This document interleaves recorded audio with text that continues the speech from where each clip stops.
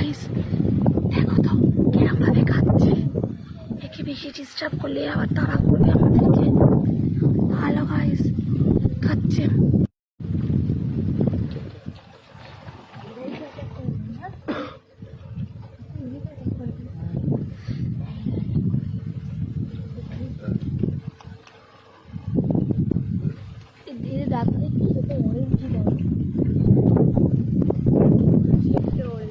দাদা চলো, দাদা চলো,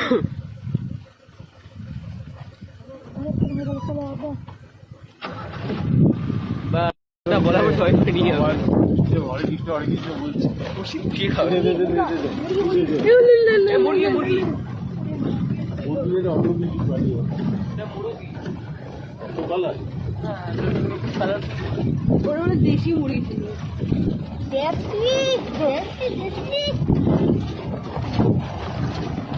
হ্যালো গাইস, তোমাদের কেমন আনন্দ হচ্ছে বলো,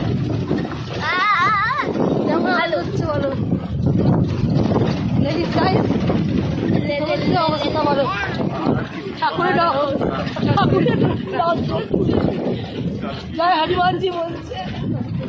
সত্যি না, হাতিটা যেভাবে বেরিয়ে এসেছিল, মানে একটা মুহূর্তের জন্য আমার ফিউজ হয়ে গেছিল। এইরকম সুরটা আর এরকম দাঁতগুলো না, এইরকম বড় বড়, এতটা মানে মানে 3-4টে জিপের সামনে এসেছিল, আমরা ভয় পেয়ে গেছিলাম কেন। আমার কনিকের জন্য মানে এমন হয়েছিল বাসে। আর সকালবেলা আমরা পড়বো এলিফ্যান্ট সাফারি, সকালবেলা ভোর 5:30টায় বেরোবো আমরা এলিফ্যান্ট সাফারিতে। এবং আমরা যে জায়গাটা যাব সেইখানটাতেই কিন্তু অরিজিনাল বাঘের জায়গা।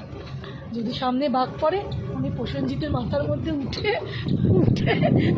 ওকে বলবো, এই যে বাঘ বাবা, একে নিয়ে যাও।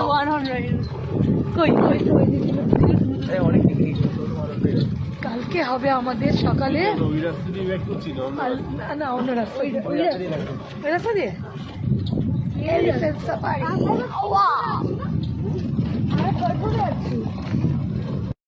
শ্বশুরবাড়ির লোক পেছন থেকে চলে গেছে।